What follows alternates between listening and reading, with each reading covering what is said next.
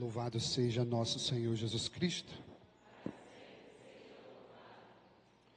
Hoje, a igreja celebra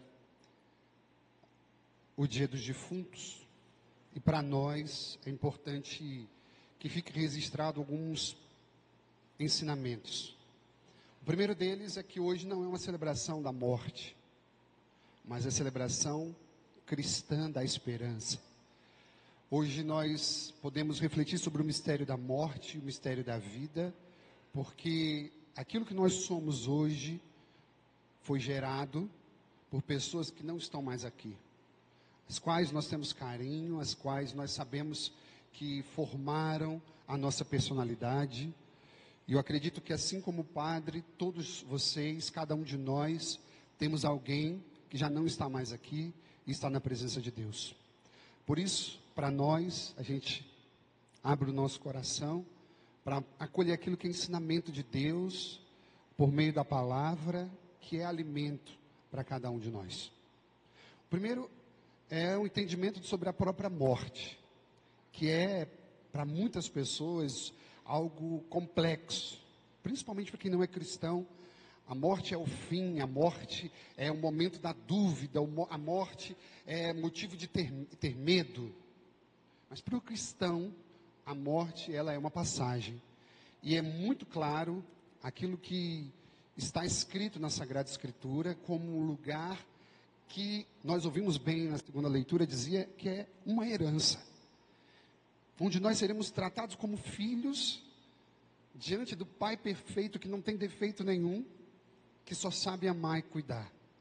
Jesus no Evangelho dizia que era o lugar que Ele mesmo preparou, e Ele dá essa referência. Vocês sabem o caminho. Em outras palavras, o que Jesus queria dizer é: vocês me conhecem, e quem me conhece vai saber o lugar. Olha, para nós, queridos irmãos e irmãs, a morte, ela é uma continuação daquilo que a gente vive na liturgia da igreja. Ou seja, quem vive bem, quem celebra bem, seja os sacramentos da igreja de modo geral, haverá de continuar no reino dos céus aquilo que nós celebramos já na terra. O segundo ponto para nosso entendimento é o fato de que a nossa oração intercessória vale muito para aqueles que já morreram. No dia de hoje, aqueles que estão em estado de graças, no final da missa, vão receber as indulgências plenárias. Padre, o que é isso? Bom, o fato é que nós, quando pecamos, podemos vir aqui, o sacerdote vai dar a absolvição dos seus pecados. E todos nós podemos ser perdoados do pecado. Mas o peso da culpa permanece. E ele só se apaga no purgatório ou com a indulgência plenária. Aquilo que Jesus disse no Evangelho de Mateus, naquela parábola que ele contou, aquele homem que devia e que foi trapaceiro, ele disse: você vai ficar lá, num lugar, e de lá você não vai sair até pagar o seu último centavo. A gente lembra do Salmo que diz: Senhor, quem morará na sua santa habitação? Aqueles que têm mãos puras e coração inocente. Em outras palavras, para entrar no reino dos céus, nós precisamos ser purificados. Não somos salvos pelas nossas boas atitudes, pela nossa disciplina, mas nós somos salvos pela misericórdia de Deus. E somos purificados num lugar aonde já estamos direcionados para o céu. Daí entra a nossa oração.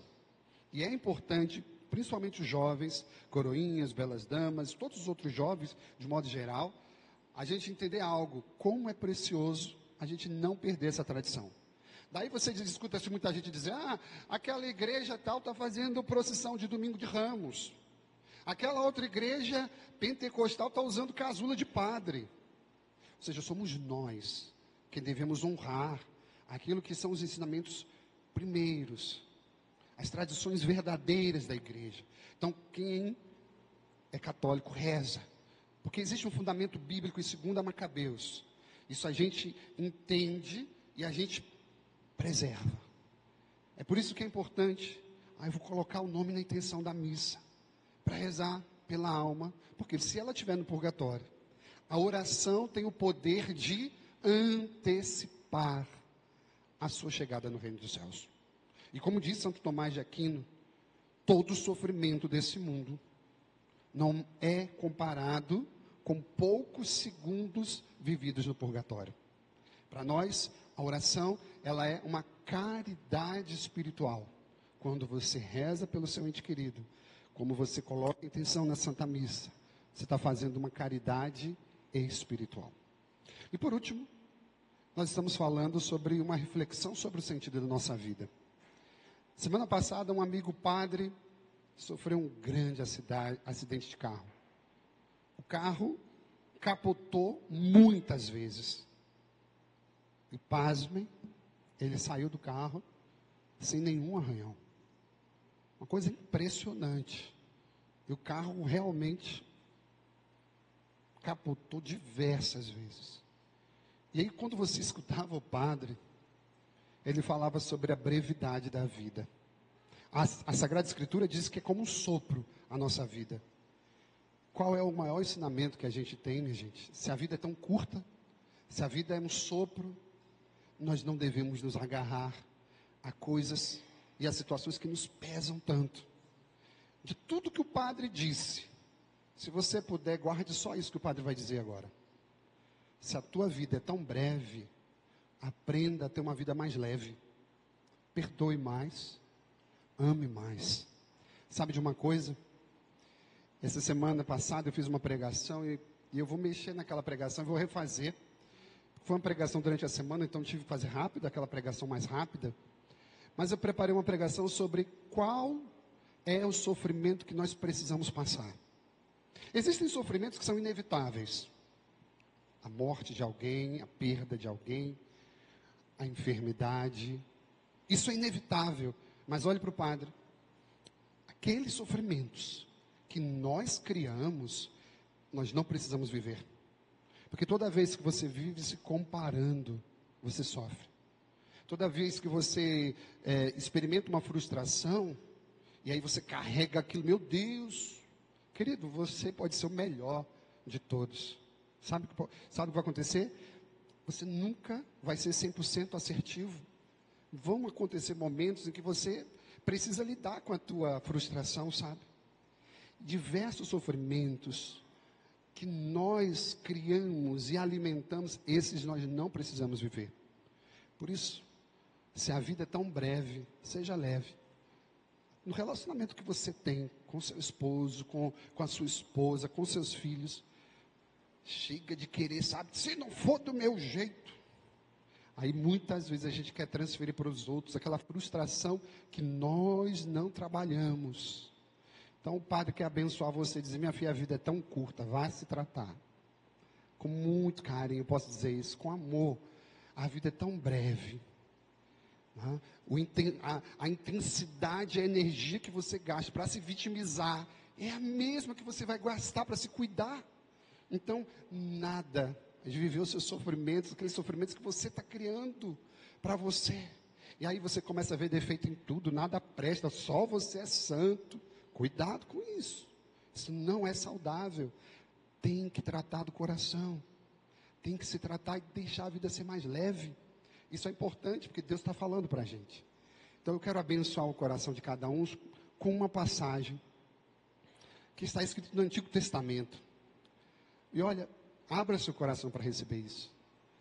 Deus diz assim: entrarão no meu repouso prometido aqueles que estiverem comigo. Gente, enquanto a morte para muitas pessoas é motivo de medo, de preocupação, sabe? Jesus disse que no Evangelho, onde eu estiver, eu quero que você esteja. No Antigo Testamento diz, vão entrar no meu repouso, aqueles que estão comigo. Por isso você que está dedicado à sua vida, você que tem, lutado para viver da forma correta, do jeito de Deus, persevera, tenha paciência, sabe, porque vamos entrar num repouso que a eternidade nos aguarda.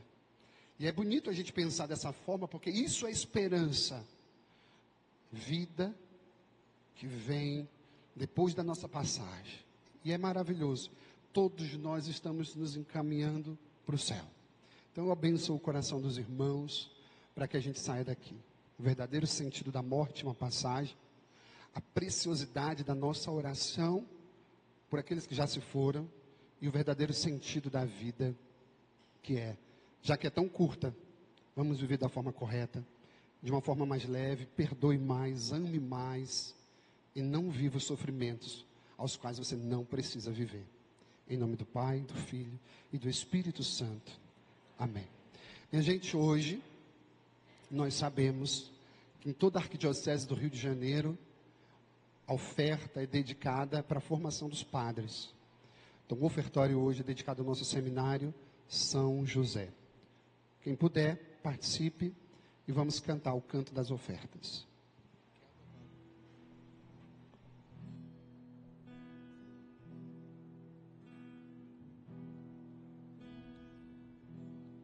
Venha o Senhor, oferta.